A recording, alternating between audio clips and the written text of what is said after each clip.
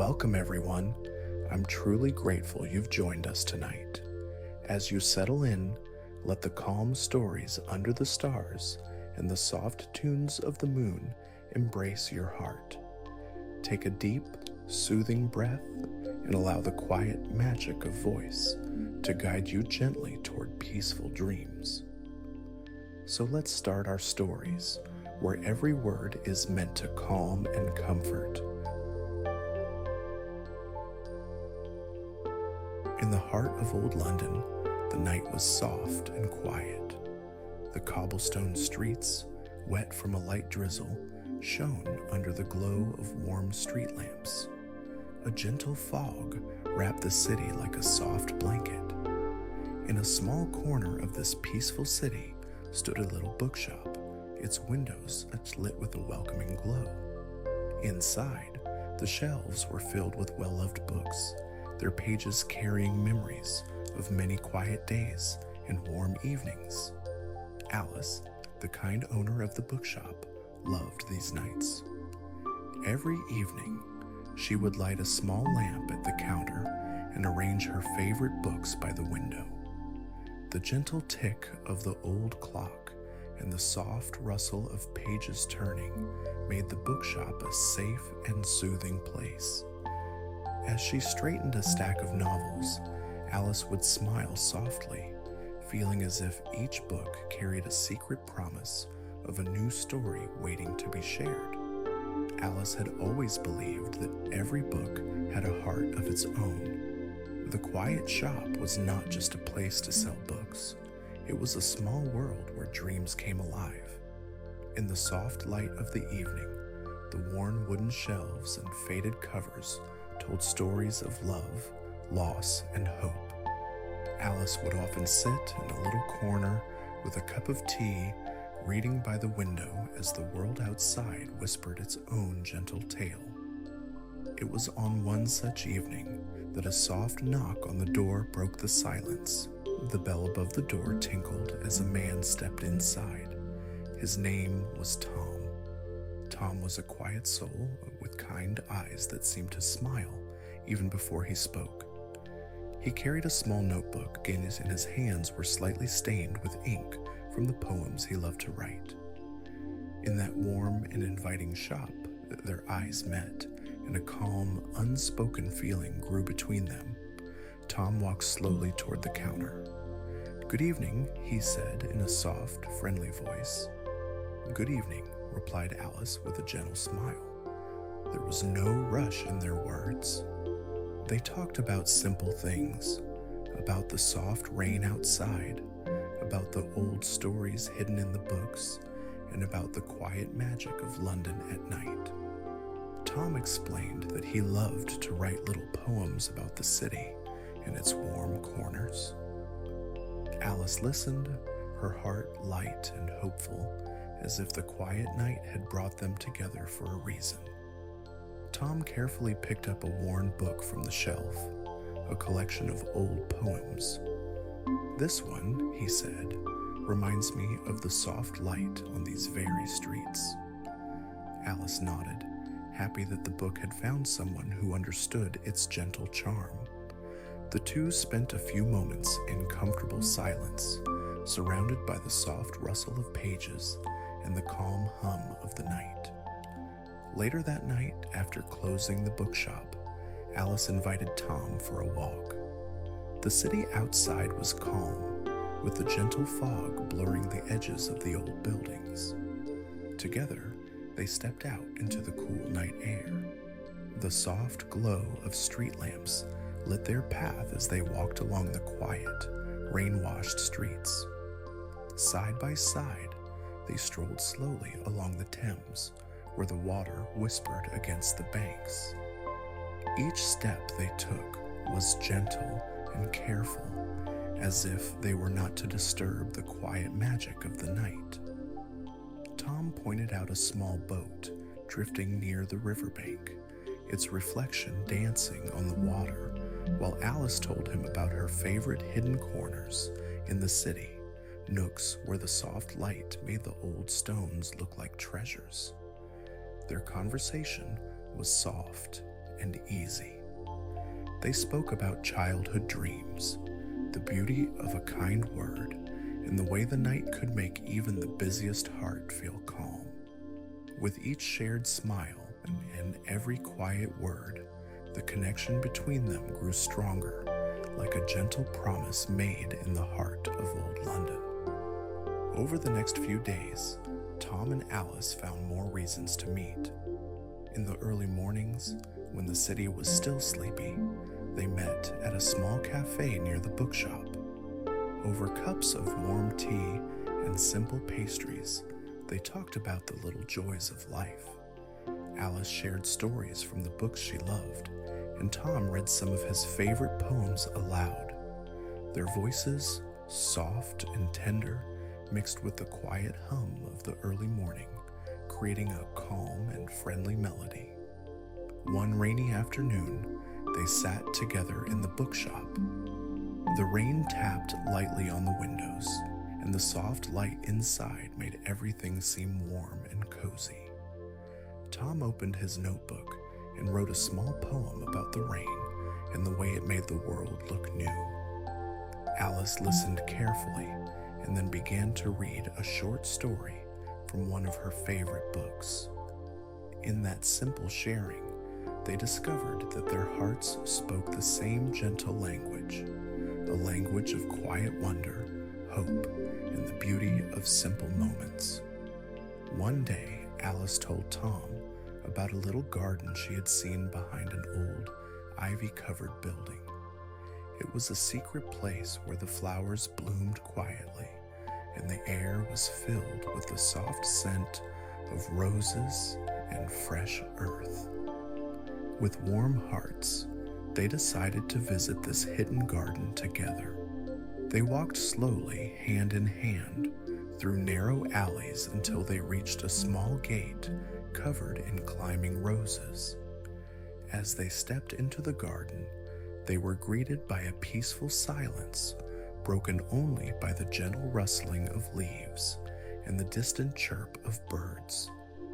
In the center of the garden was a small stone bench, inviting them to sit and enjoy the beauty around them. Under the soft glow of the afternoon sun, they sat side by side. The garden seemed to hold its breath, as if it were listening to the soft exchange of hopes and dreams between them. Tom spoke about the beauty he saw in everyday moments: a smile from a stranger, the sound of the rain, the warm touch of the sun after a cold night. Alice listened and added her own simple joys: a good book, a kind word, and the feeling of being understood.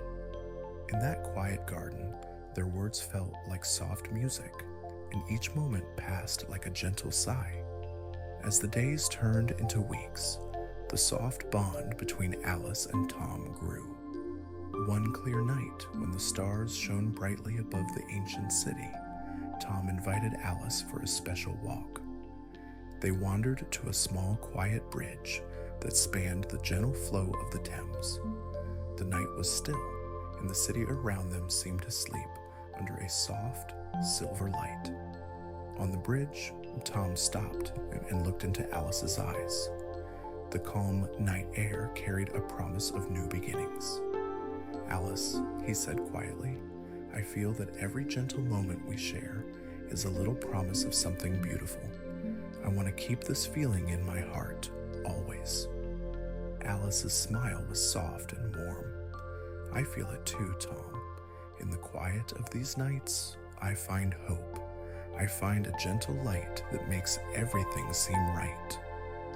With that, Tom reached out and gently took Alice's hand.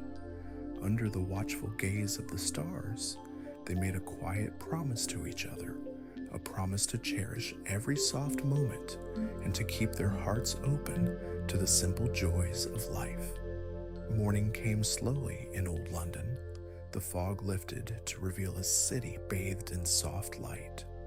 The warm glow of the rising sun filled the narrow streets and the little bookshop.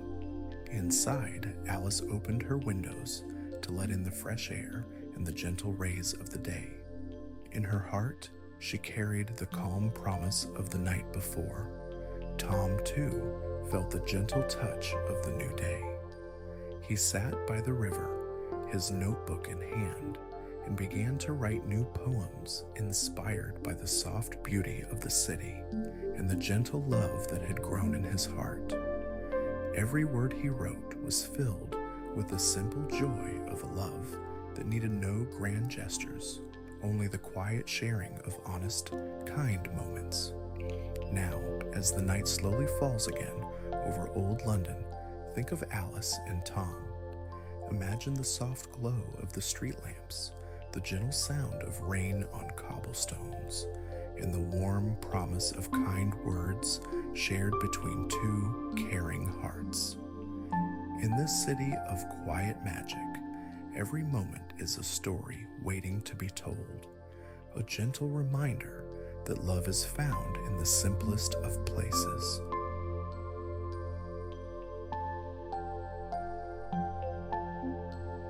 Lena had learned to recognize the rain before it arrived, the way the air thickened, the way the light outside the cafe dimmed just slightly, turning softer like a watercolor painting.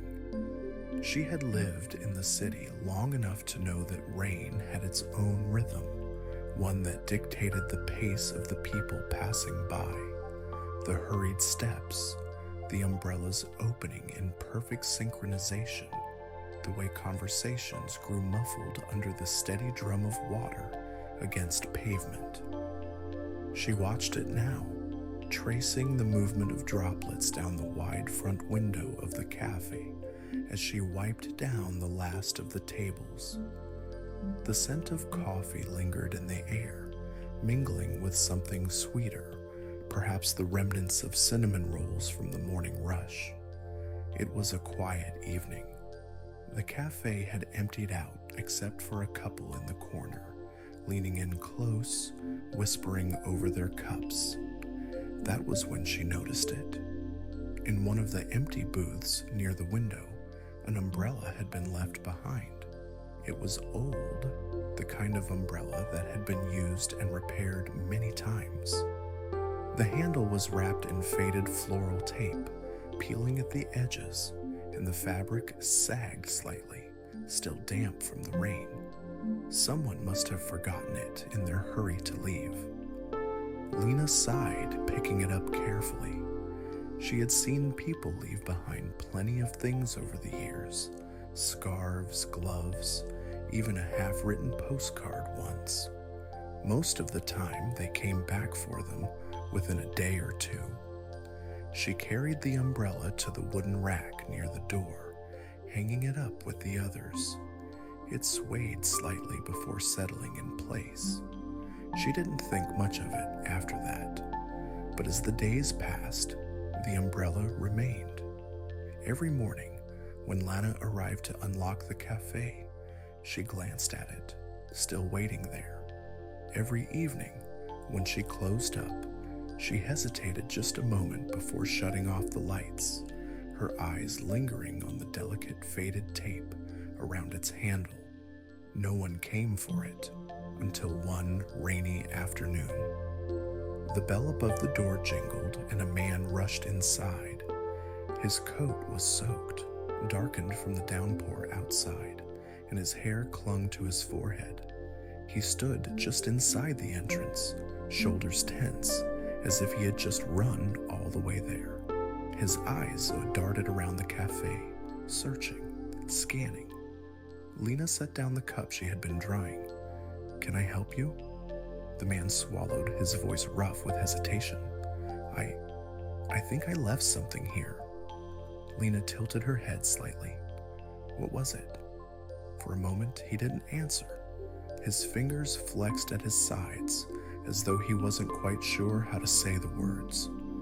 Finally, he exhaled and looked at her, his expression cautious.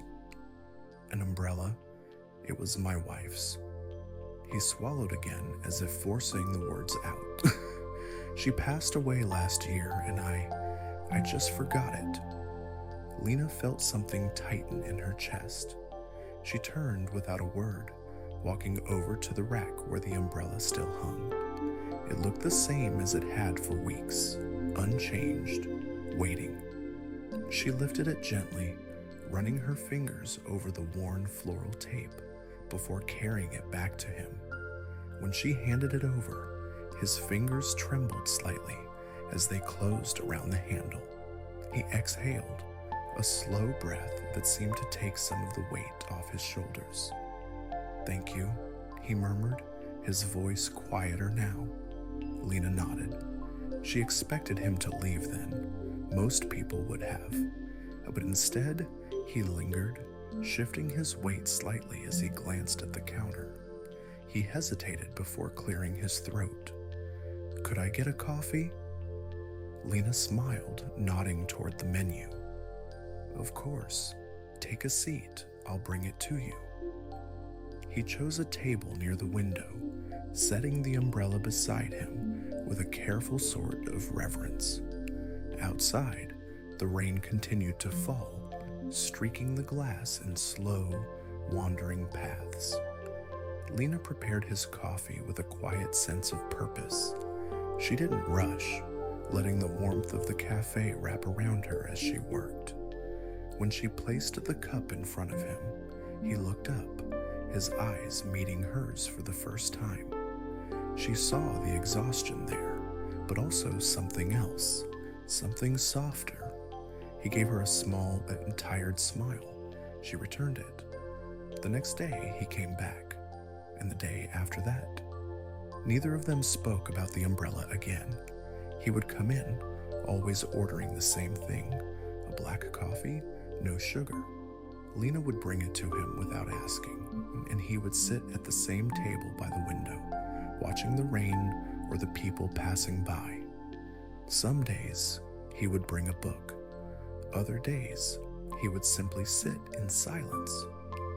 Lena never asked him why he kept returning, and he never offered an explanation. But in the quiet moments, in the unspoken understanding between them, there was something almost like comfort. One evening, as she wiped down the counters, she glanced toward his usual table. The chair was empty. He hadn't come that day. She told herself she shouldn't have noticed, but she did. The next morning, when she arrived to unlock the cafe, she saw something waiting for her outside. An umbrella, not the old one, but a new one, a deep navy blue, standing neatly by the door. She picked it up, running her fingers over the smooth handle. A small note was tucked just underneath the strap. "Thank you, nothing more, just those 2 words." Lena smiled, tucking the note into her apron pocket before unlocking the door. The rain had started again, and for the first time in a long while, she let it wash over her, unhurried and quiet, as she stood outside with the umbrella left behind.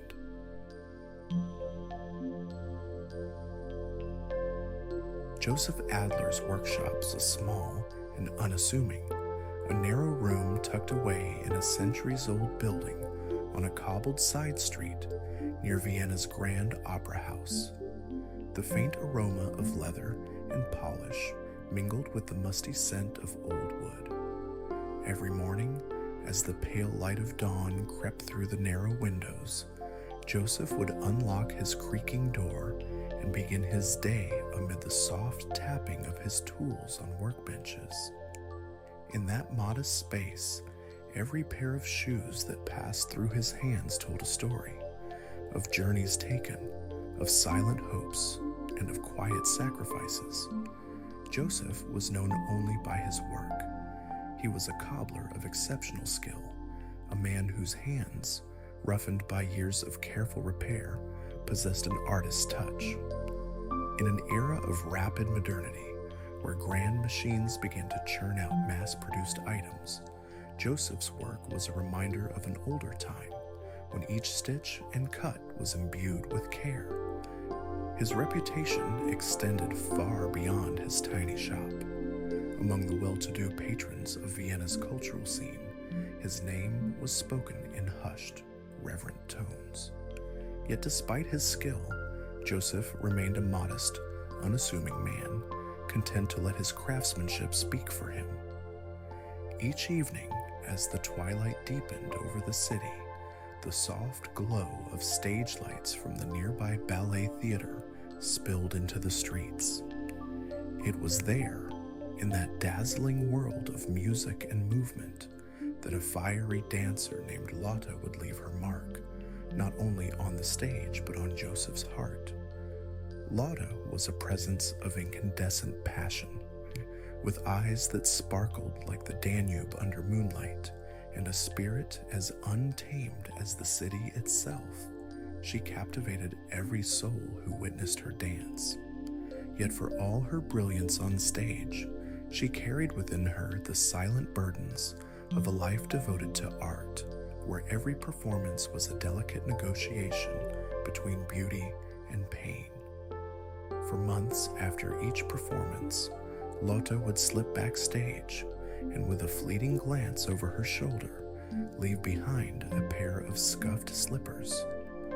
The slippers were a testament to the relentless pace of the ballet, a reminder that even the most graceful of dancers must sometimes endure discomfort. And every time, with quiet reverence, Joseph would retrieve those slippers from the theater's dim corridors. In his own gentle way, he sought to ease the burdens of the woman whose every step ignited the stage. He would carefully inspect the worn leather, his practiced fingers feeling for the tiny ruptures and abrasions that marred its surface.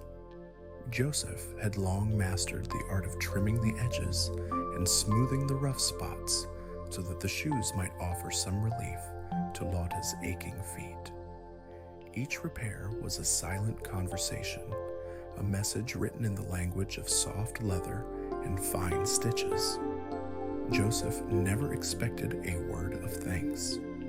For him, it was enough that in every pair of mended slippers, there lay a hope that the dancer might feel just a little less pain as she soared across the stage. In the early days, when the memory of his own youthful dreams still lingered, Joseph had harbored a quiet admiration for Lotta. From behind the dim light of his workshop, he would watch her rehearsals through a small, grimy window, mesmerized by the passion with which she danced. There was something fiercely radiant in her movement, a defiant grace that belied the hardships she endured. Yet he never dared approach her or even speak her name. Instead, he communicated through his work, each repair a token of his unspoken support. As the months turned to years, however, the world of the ballet theater began to shift. The company's director, ever hungry for the next sensation, sought fresh faces to capture the audience's attention. A young, vivacious dancer named Anna, whose elegance and promise lit up every performance, soon found favor over Lotta. The whispers backstage grew louder, and slowly, the role that had once been Lotta's was given to the newcomer. The loss was a quiet devastation, a fracture in the world that Lotta had known so well.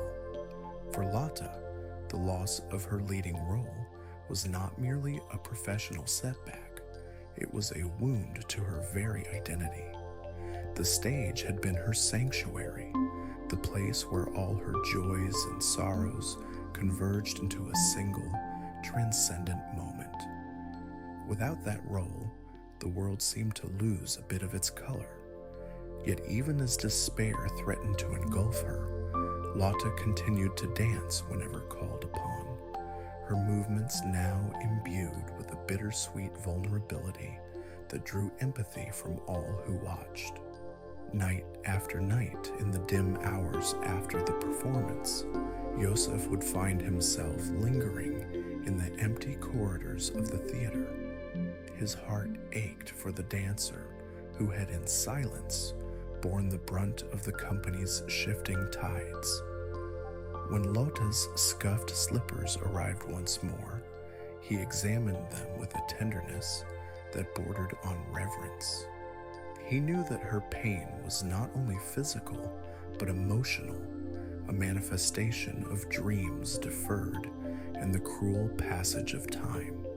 One chilly evening, as the Vienna mist rolled in from the river and the gas lights flickered with an otherworldly glow, Joseph made a decision that would forever alter the quiet trajectory of his life. In his modest workshop, amidst spools of thread and scraps of leather, he gathered the last remnants of something he had kept hidden for years, a silk ribbon that had once belonged to his mother. It was a treasured relic from her wedding day, a symbol of love and sacrifice that had guided him throughout his youth. Though many years had passed since that day, the fabric still retained the soft luster of memory. With careful deliberation, Joseph set to work on Lotta's final pair of slippers. Each stitch was infused with all the sorrow and hope that had accumulated in the quiet hours of his lonely evenings. The silk, with its delicate sheen, was laid upon the worn leather like a whisper of grace, a silent benediction for a dancer whose feet had borne the weight of sacrifice too long. In that moment, Joseph's hands moved with the certainty of someone who had chosen to give all he had, knowing that the beauty of his gift lay not in recognition, but in the act of love itself. When the next evening arrived, the ballet theater was abuzz with the usual flurry of activity. Lotta, though no longer the leading star, appeared on stage with a quiet dignity that belied the hurt within.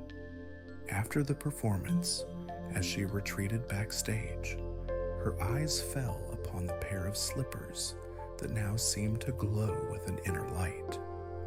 In the private solitude of her dressing room, she gingerly picked them up, turning them over in her hands. There was something extraordinary about them, an unspoken promise that spoke of sacrifice and compassion. She had no inkling of who had mended them, nor did she ever learn the name of the humble cobbler who had given her this final gift. For Joseph, the act was meant to be anonymous, a selfless sacrifice that bridged the chasm between their separate lives. He continued his work as always, repairing shoes and offering his silent aid to those who might need it, while Lotta carried the mended slippers close to her heart. Over time, those slippers became more than just a pair of repaired shoes. They were an emblem of endurance and of the secret sacrifices that often go unseen in the quiet corners of life. As seasons passed in Vienna, a city of art, music, and fleeting romances, the lives of Joseph and Lotta continued on separate paths.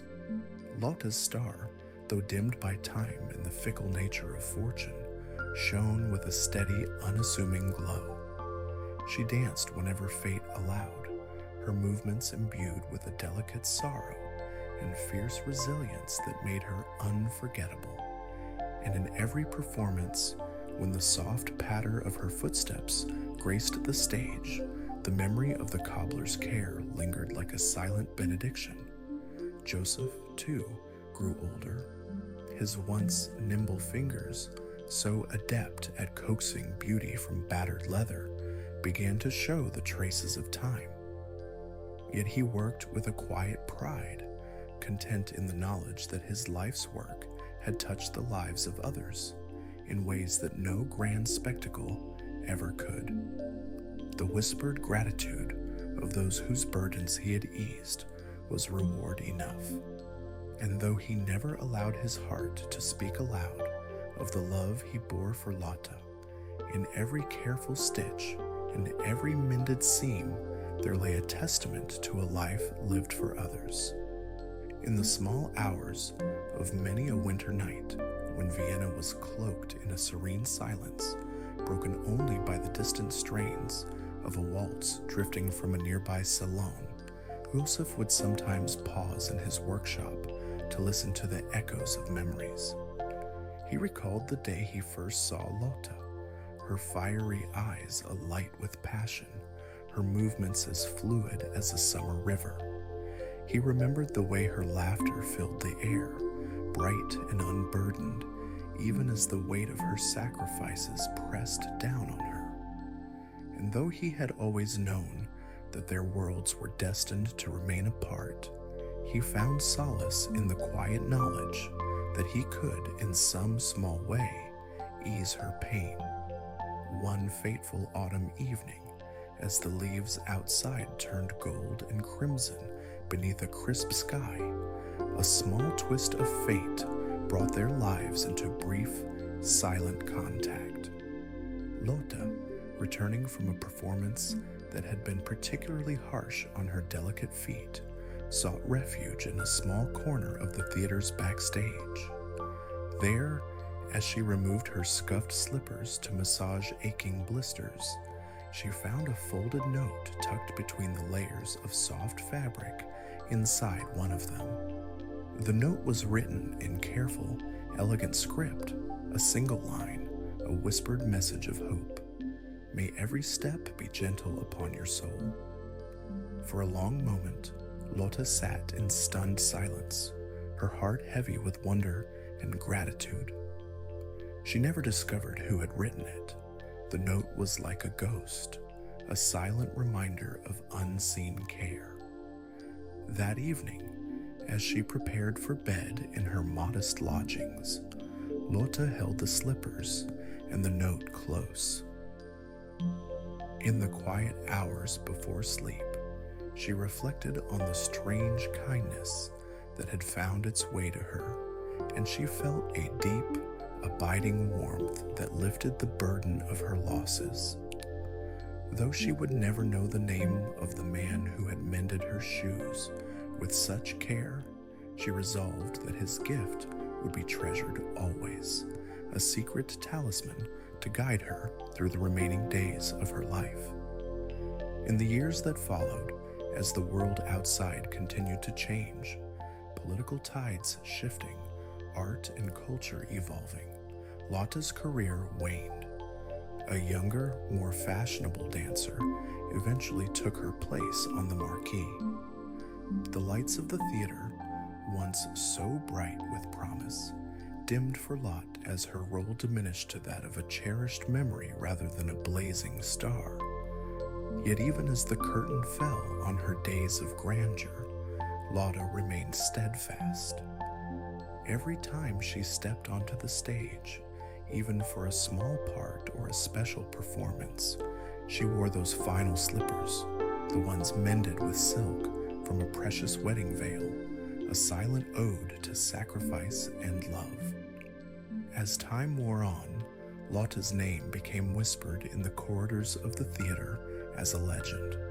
A dancer who had given everything for her art, who had borne her losses with quiet dignity.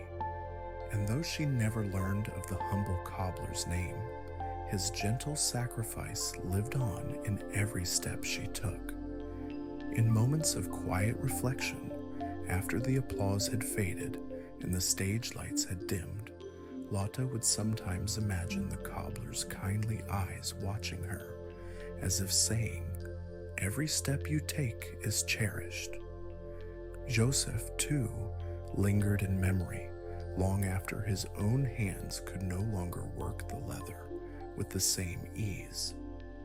In the little workshop on that narrow Vienna street, he gradually passed into the realm of legend. Those who remembered his life spoke of him not as a man defined by his trade, but as one whose soul was stitched into every repaired shoe, a quiet guardian of compassion in a world that often overlooked the tender sacrifices of everyday lives. When Lot finally retired from the stage, her body worn by years of relentless passion and sacrifice, she kept the mended slippers with her always. In her final days, as she lay in a modest bed in a small retirement home on the outskirts of Vienna, she would often gaze at the slippers and smile softly, as if in gratitude for the silent presence of a man who had, long ago, mended not just leather, but the tender heart of a dancer. And so it was that when Lotta passed from this world, her final dance was not upon a grand stage, but in the soft twilight of memory, a final bow taken with the mended slippers on her feet, the silk gleaming faintly in the dim light. The audience in that quiet moment was not filled with the clamor of applause, but with a deep, enduring silence, a collective understanding that true sacrifice, the kind rendered without fanfare or recognition, had been witnessed and cherished.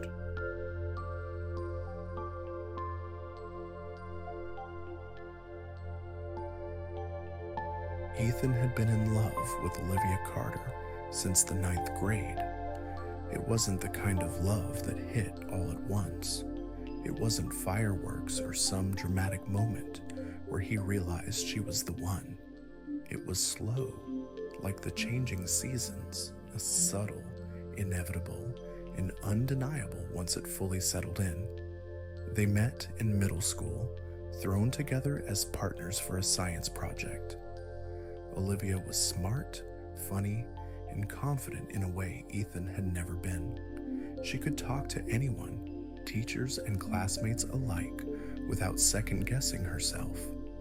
Ethan, on the other hand, had spent most of his childhood avoiding unnecessary conversations. But with her, it was easy. By the time they reached high school, they were best friends. They walked home together most days, since they lived only a few blocks apart in their sleepy Pennsylvania suburb. They shared inside jokes, sent each other stupid memes at midnight, and had the kind of friendship where silence was comfortable, not awkward. The problem was, Ethan never told her how he felt. At first, he told himself it was because they were too young. Then, because it wasn't the right time. Then, because he was afraid.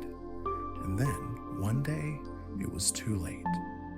It was junior year when Olivia started dating Jake Reynolds. Ethan found out in the worst possible way, by seeing them together. It was a crisp October afternoon, just chilly enough for hoodies and warm drinks. Ethan was walking across the school parking lot, heading toward his car when he saw them. Olivia was leaning against Jake's truck, her hair catching the sunlight in a way that made his chest ache. Then Jake leaned in and kissed her. Ethan stopped in his tracks. It felt like someone had pressed pause on the world. His stomach twisted as he forced himself to look away, suddenly hyper-aware of the cool autumn air, the distant chatter of students, the sound of a car door slamming somewhere nearby. He had always known Olivia would end up with someone else, eventually. She wasn't the type of girl who stayed single for long. She was too full of life, too magnetic. But knowing something and seeing it happen were two different things. Ethan drove home in silence, gripping the steering wheel too tightly. For the next few weeks, nothing changed, and yet everything did. Olivia still sent him texts, still laughed at his jokes, still talked to him like he was the same Ethan he had always been. But now, there were little things, like how she mentioned Jake's name in passing, like it was natural, like it didn't feel like a knife to Ethan's ribs every time she said it, like how she wasn't always free to hang out anymore because she had plans, like how, for the first time since they had met, Ethan felt like he was standing outside a house he used to live in, watching someone else make it their home. He told himself it was fine. He told himself that being her friend was enough, that he should be happy for her, that maybe one day this feeling would go away. But then there was the night of the winter formal. Ethan wasn't planning to go. School dances weren't really his thing, but Olivia had begged him to. "Come on," she had said, nudging him with her shoulder as they sat on her front porch, drinking hot chocolate. "It's senior year. You'll regret it if you don't." He knew she was wrong, because the only thing he regretted was that he would spend the entire night watching her dance with someone else. But he went anyway, and it was exactly as bad as he thought it would be. The gym was decorated in twinkling lights, music pulsed through the air, and Olivia was there looking effortlessly beautiful in a navy blue dress. With Jake. Ethan watched from the sidelines as they danced together, lost in their own little world. Olivia laughed at something Jake whispered in her ear, and for the first time, Ethan let himself accept the truth. She was happy, and it wasn't with him. That night, as he lay in bed staring at the ceiling, Ethan thought about all the moments he could have said something. The nights they sat on her porch, talking about everything and nothing. The times she rested her head on his shoulder during movies. The way she always looked back at him when they parted ways, like she wanted to say one more thing. Maybe if he had been braver, things would have been different. Maybe not. Either way, the moment was gone. And so, the next morning, Ethan did the hardest thing he had ever done. He let her go. He still answered her texts. He still laughed at her jokes. He still walked home with her sometimes. But he stopped hoping. And little by little, the ache in his chest became quieter. Not gone, not yet, but quieter. And maybe one day, that would be enough.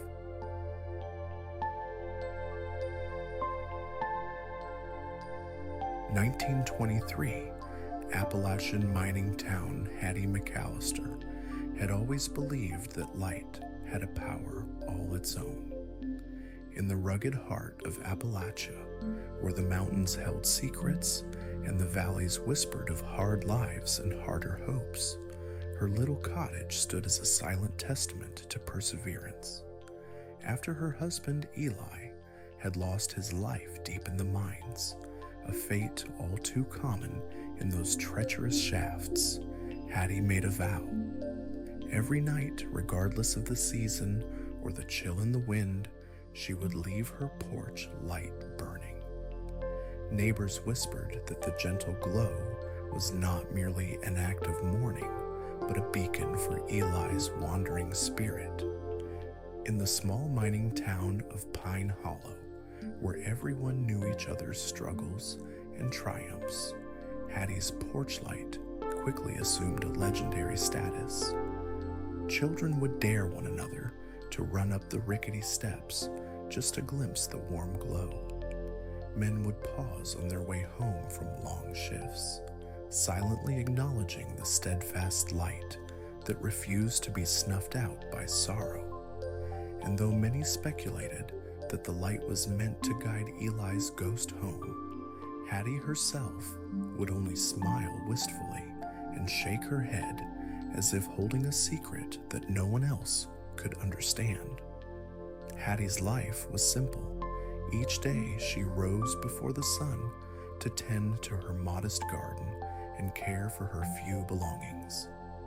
The cottage, with its weathered wooden siding and a porch that creaked in the evening breeze, was filled with memories of a life once shared. On the walls hung faded photographs of happier times, a wedding portrait of Hattie and Eli, smiling against the backdrop of the Appalachian Hills, and sepia-toned snapshots of family gatherings, laughter, and quiet moments of love. But since the day the mines had claimed Eli's life, the light on Hattie's porch had taken on a new meaning. Every dusk, as the sky blushed with the last vestiges of daylight, she would oil the lamp, carefully refilling it with the precious fuel that allowed its flame to burn bright. Neighbors, though they seldom spoke of it aloud, felt that the light was a prayer, a promise that even in loss, one could kindle hope. It was a bitter December when frost blanketed the earth and the wind howled like the sorrow of those who had lost too much. The chill had settled over Pine Hollow in a way that made even the strongest souls shiver. On one such frozen December evening, as the twilight deepened into a velvety dark and the first stars began to pierce the winter sky, a small group of miners' wives gathered in quiet solidarity. They moved as shadows along the narrow lane leading to Hattie's cottage, each clutching a small tin of oil. No one said a word as they took turns to refill the oil lamp on Hattie's porch. They knew that Hattie, for all her stoicism, could not always keep up with the demands of the bitter cold.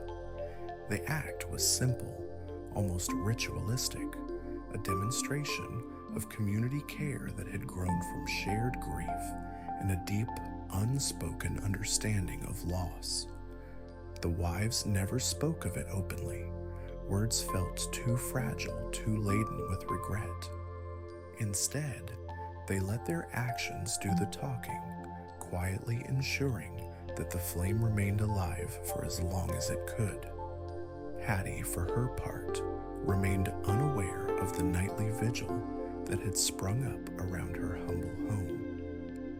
She would sit by her window, a cup of weak tea in her trembling hands, and watch as the oil lamp's flame danced against the night. In those moments, she imagined Eli walking up the path, his worn boots crunching softly on the frost, his eyes kind and full of the promise of return. In her heart, she believed that the light was not just a memory, but a living connection, a way to reach out across the vast gulf of loss to the one she had loved so deeply. The days passed slowly, each one a quiet testament to the resilience of the human spirit. The townspeople of Pine Hollow continued their daily routines, mending fences, tending to small plots of land, and sharing whispered conversations at the local general store. Yet in every corner of the town, the image of Hattie's unwavering porch light loomed large, a symbol of hope and communal care in a world that often seemed too harsh to bear. As winter's grip began to wane and the first hints of spring stirred the air, Hattie's light remained a constant. Then, one soft morning in early spring, the inevitable happened. Hattie passed away in her sleep, quietly and without the drama that so often accompanied farewells.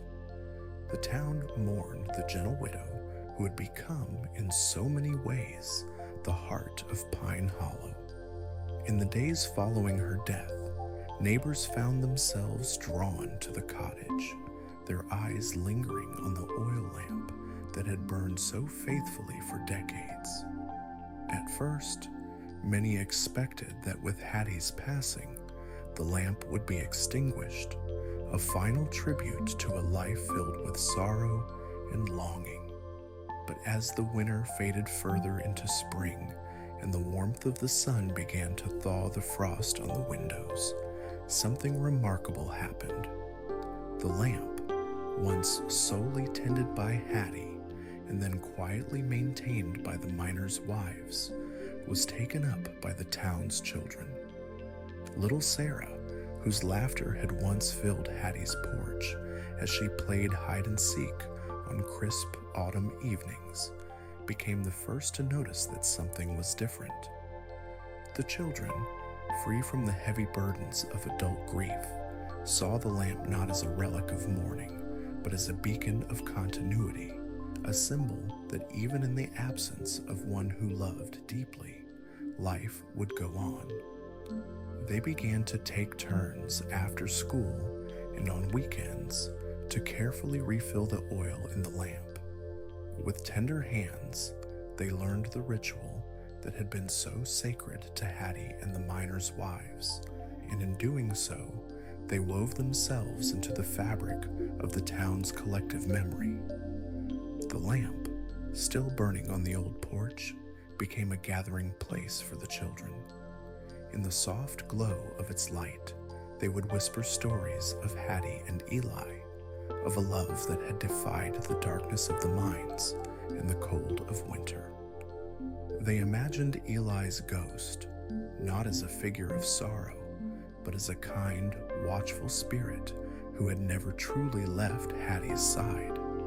And as the children grew older, they carried with them the lessons of compassion and community care that had been passed down through generations.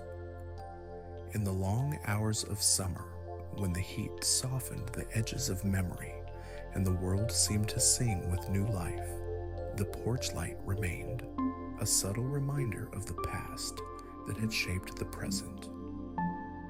Neighbors would sometimes stop by the cottage, now cared for by a kind-hearted couple who had taken on the responsibility of preserving Hattie's legacy. They would sit on the creaking porch, share cups of sweet tea, and talk of days gone by.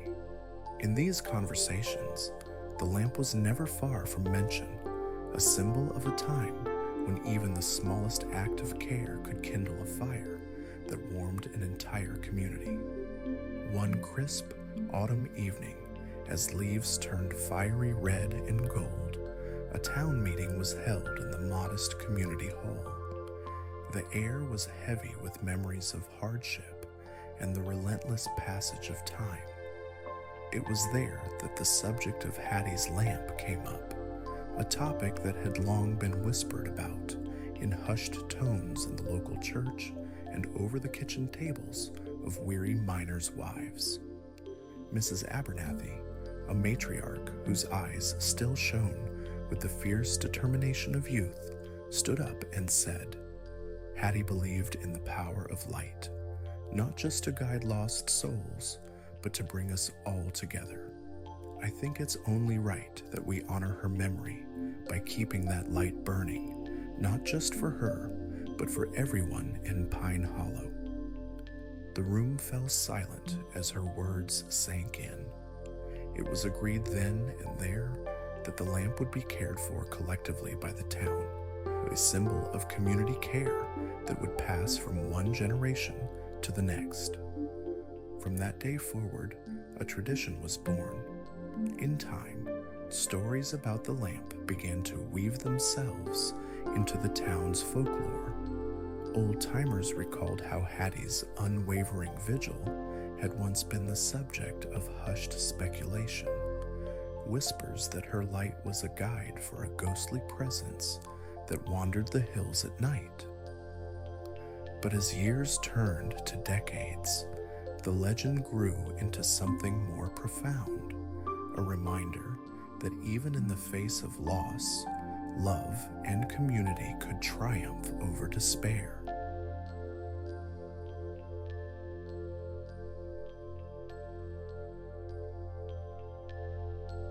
Prague in the early 1920s was a city of faded splendor and lingering mystery. Narrow cobblestone streets wound their way through ancient quarters, where Gothic spires and Baroque facades rose against an ever-changing sky. Even as modernity crept in, the city's soul remained steeped in tradition, a place where the past whispered from every corner and even the smallest of workshops held timeless secrets. It was in one such modest workshop, tucked away on a quiet side street near the old town, that Emil's world unfolded. Emil was a clockmaker of quiet repute. Though his voice was never heard by those who entered his shop, he was deaf from childhood. His hands spoke volumes. Over decades, he had learned to measure time not by sound, but by the subtle vibrations of the gears, the delicate pulse of a pendulum, and the steady beat of his own resilient heart. Each day, he rose before the sun to tend to his delicate creations, clocks with ornate cases, music boxes that played forgotten tunes, and tiny automata that moved with an almost magical precision. In every tick and every turn of a gear, Emile poured his heart and soul, a silent testimony to his perseverance in a world that often seemed too loud and fast for him. Despite his quiet nature, Emile was known in his neighborhood for his exceptional craftsmanship and for the tender care with which he repaired even the most fragile of mechanisms. His workshop was a sanctuary of meticulously organized tools, spools of fine wire, and scraps of leather from years of dedicated repair work. But more than the work itself, it was the memories that lingered in that space. Memories of long afternoons spent watching the city's clock towers chime, of the gentle rhythm of Prague's rain against the window panes, and of a time when he dreamed of love as quietly and deeply as the steady pulse of his creations. It was on a crisp autumn morning that Emile first heard about Lenka, a regular visitor to the local dance hall, a grand but fading venue where the echoes of waltzes and lively polkas still resonated. Lenka had once been the star of the stage. With lithe grace and a passion that seemed to defy time itself, she had enchanted audiences with every performance. But fate, cruel and unyielding, had taken from her more than her audience's applause. In a tragic twist, Lenka lost her hearing in a sudden illness, and with this, the music that had once been her lifeblood. No longer able to dance to the melodies that moved her soul, she retired from the stage, her once brilliant career reduced to bittersweet memories and the silent ache of what might have been. News of the fallen star soon reached the corners of Prague's artistic circles, and it was not long before a fragile rumor made its way to Emile's doorstep. A music box, long cherished by Lenka, had broken, its mechanism failing to capture the magic of the old tunes. The music box had been a gift from a former benefactor, a relic of happier times when Lenka could hear the soft notes and let her body sway in harmony with the sound.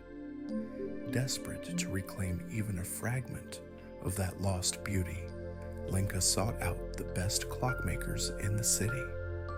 Though many turned her away, dismissing her as a relic of a bygone era, fate led her to Emile's humble workshop. Emile recalled the day vividly.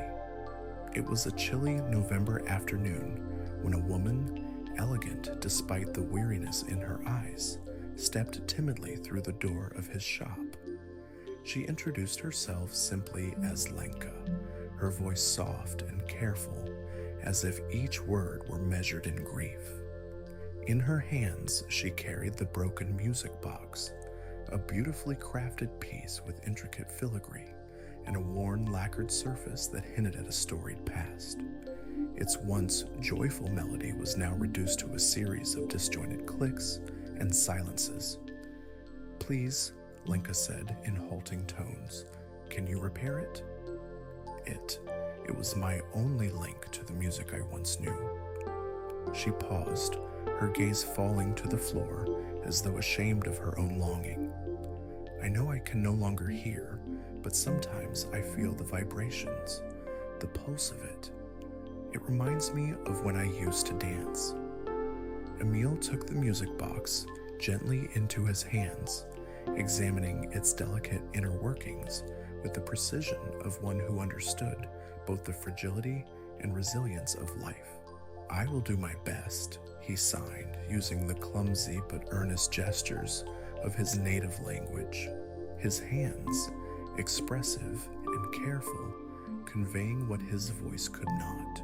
Lenka's eyes softened as she watched him, a quiet gratitude mingling with sorrow. In that moment, a silent understanding passed between them. Two souls, both marked by loss and misfortune, bound together by a shared yearning for beauty in a world that had become unkind. Days turned into weeks as Emil labored over the music box. His work was meticulous, a blend of mechanical expertise and delicate artistry. But as he repaired the box, a new idea took root in his mind, a way to honor Lenka's past and in some small way rekindle the spark of her lost artistry. Over the course of several evenings, when the workshop lay quiet and the city's murmur faded into soft twilight, Emil began to carve tiny dancers out of wood. Each dancer was a miniature masterpiece, carved with painstaking care so that its delicate form mirrored the graceful routines Lenka once performed. He embedded these tiny figures within the gears of the music box, as if they were secret dancers performing in a hidden ballet, a private tribute to a beauty that could no longer be heard but might still be felt.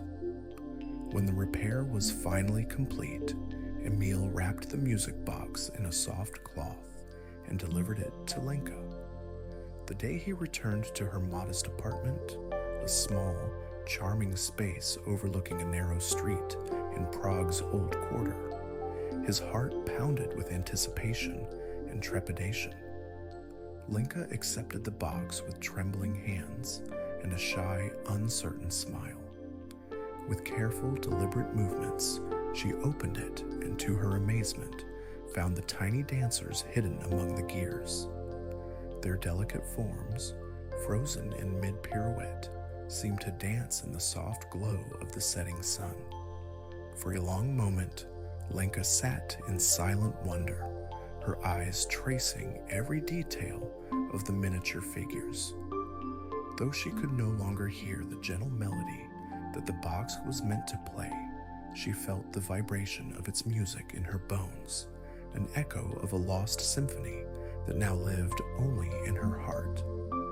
Unable to speak, she simply reached out and, with an almost reverent touch, placed her hand upon the smooth, vibrating wood of the box. "I feel it here," she murmured, her voice a hushed secret as she touched her chest, as if the sound of a distant drum still beat within her. Emil, standing a few paces away, felt his heart swell at her gesture. Gathering his courage, he stepped closer and, using the simple signs he had practiced countless times alone in his workshop, conveyed the truth that had grown between them in the silent hours of shared longing. With clumsy but sincere movements, he signed, "Your heart keeps better time than my clocks." His words, though simple, were imbued with a profound affection, a confession of admiration for the strength and beauty that Lenka still carried despite her losses. For a long, suspended moment, the two stood together amid the fading light, the quiet language of gestures bridging the gap between sound and silence. In that shared instant, amidst the whisper of Prague's evening and the gentle hum of a music box, long forgotten by time, a fragile connection blossomed, a promise that even in the absence of sound, love could speak in the tender language of touch and time. In the days that followed, Lenka and Emil found themselves drawn together by a series of quiet meetings. At first, their encounters were marked by shy glances and tentative gestures, the kind that only those who have known deep loss and quiet endurance can understand. In the soft light of early mornings and the gentle glow of dusk, they met in the small courtyard behind Lenka's apartment, or in the hushed alcove of a favorite cafe near the Vltava. There, amidst the muted clatter of daily life in Prague, they exchanged small tokens of their shared understanding: a pressed flower, a carefully written note in Emil's holding sign language, and sometimes the silent companionship of a walk along the cobbled streets. Emil, who had always measured life in the steady rhythm of ticking clocks, found in Lenka a different kind of cadence. Though she could no longer hear the melodies that once guided her graceful movements on stage, her eyes still danced with memories of the past, and her hands, though silent, spoke of a passion that refused to die. In turn, Lenka discovered that Amil's world, though shrouded in silence, was filled with a tender beauty that came from a careful, deliberate love for every small detail of existence. His workshop, with its myriad clocks and tiny carved dancers, became for her a sanctuary, a place where the fragile moments of the present could be cherished like the delicate petals of a long-faded flower. As summer edged into the early autumn, the two began to share more than just secret meetings and exchanged tokens in the quiet hours after the city had retired into night, when the streets of Prague lay empty and the stars shone like distant promises. They sat together in Emil's workshop. There, amid the soft ticking of clocks and the gentle hum of the city far below, Emil would patiently explain his craft. He showed her how the gears meshed perfectly to keep time, how every tiny component played its part in the grand, unspoken symphony of the clock. In return, Lenka would share her memories, stories of days when she twirled on stage, when the sound of a violin filled the air, and when her heart soared in time with the music. Though her voice was quiet and filled with the echoes of loss, each word was imbued with a resilience that both humbled and inspired Emil. Their conversations, though mostly wordless, wove a tapestry of shared sorrows and quiet joys. In Emil's careful, expressive signs, he revealed the depth of his own loneliness, a childhood spent in a world where the noise of life had always been just out of reach, where the quiet of his deafness had taught him to listen instead with his heart. In Lenka's gentle smiles and tender glances, Emil saw a woman who had known both the brilliant heights of passion and the crushing depths of despair. Her eyes, ever searching, held the memories of a stage that was now silent, yet they burned with an inner light that no loss could dim. Time passed slowly in Prague, as it is wont to do in cities steeped in history and quiet perseverance. The seasons changed. The crisp chill of autumn gave way to a cold winter, when the city was blanketed in frost, and the spires of old cathedrals shimmered under a thin layer of ice. In those long, cold months, Emil continued to work at his clocks, repairing and creating new ones with a devotion that bordered on artistry. Meanwhile, Lenka found solace in small moments. A shared cup of tea in a quiet cafe, the soft glow of lamplight along an empty street, and the whispered comfort of knowing that somewhere, in a modest workshop filled with ticking time, someone understood the cadence of her heart. One particularly bitter evening, as snow fell in gentle, relentless drifts upon the narrow alleys of Prague, Lenka arrived at Emil's workshop with a new request. A music box, much like the one Emil had repaired for her months before, had arrived from an old friend, a relic from her dancing days that no longer played its melody. Though the box was intricately carved and once produced a hauntingly beautiful tune, time and neglect had silenced its song. With a soft, determined expression, Lenka presented the broken treasure to Emil, asking if he might restore it once more. Emil took the delicate music box into his careful hands, examining it with an intensity that belied his usually gentle demeanor. For hours he worked, his tools clicking softly as he restored the mechanism, all the while listening, through the vibrations and subtle pulses, to a melody that only his heart could hear. When at last the music box was mended, Emil hesitated before returning it to Lenka. Instead, he opened the lid, revealing a secret he had long harbored. Hidden within the gears were tiny, exquisitely carved dancers, figures that he had fashioned in the image of Lenka's long-forgotten routines. With trembling hands, he set the music box before her. Lenka lifted the lid slowly, her eyes widening as she beheld the miniature dancers, each one perfectly poised as if captured in a moment of graceful movement. Though she could not hear the tune, the sight stirred memories in her that resonated deep within her soul, a bittersweet recall of the applause, the music, and the fleeting moments of ecstatic dance.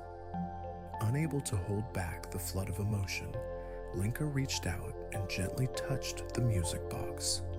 Her fingers grazed over the smooth, vibrating wood as the silent pulse of its mechanism reverberated beneath her hand.